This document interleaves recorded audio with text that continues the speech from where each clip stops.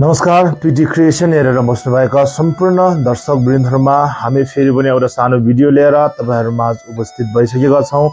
यस भिडियोमा हामीले विभिन्न सर्वनामहरुलाई बोध भाषामा के भन्न सकिन्छ भनेर तपाईहरुलाई बोध गराउने जमर्को गरेका छौं। पक्कै पनि तपाईहरुले यस भिडियोबाट पनि लाभ उठाउनु हुनेछ भने पूर्ण विश्वास गरेको छु।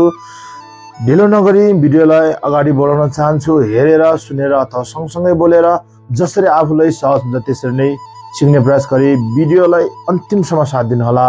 धन्यवाद।